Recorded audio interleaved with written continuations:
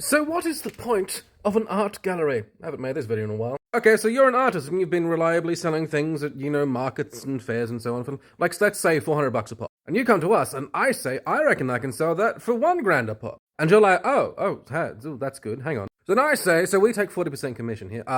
Commission. So we take 40% commission, but we don't charge to put on the wall. Other galleries might take upwards of even 50% commission, and a lot of galleries do charge to put up on the wall. Now, I used to, when I was first making these sorts of videos, I used to get like a lot of people being like, oh, the gallery is exploiting the artists. It's like, where's that money? It's not your money. So I could respond to that being like, look, that extra $600 that just came from nowhere, that's my lovely sales skill. That's the rent we're paying. I'm not going to do that. Instead, I'm just going to say, if the gallery is not selling your art as well as you do, then don't use a gallery.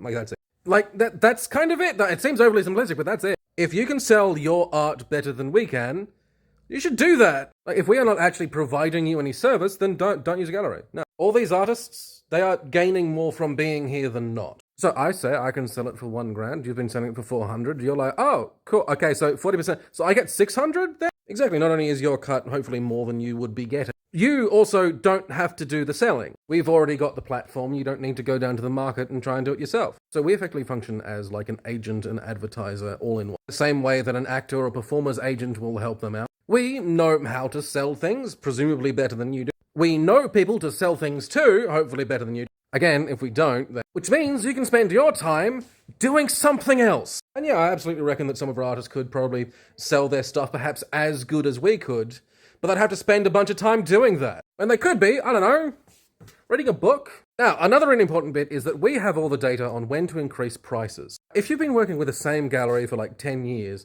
and they're still selling your stuff for just $1,000 a piece, the same that they were at the start, they're a bad gallery. Find a different gallery. So this like comes down to like the concept of value in the context of stuff that is intrinsically valueless. But basically, once a painting has sold, as far as the market is concerned, it is actually worth that.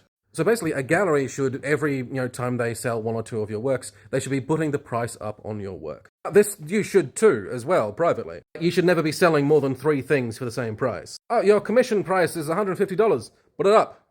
Put it up. Really, you should see working with a gallery as outsourcing the selling bit to someone else. And again, if we don't do the selling bit as good as you could, then, maybe you should run a gallery. Hey.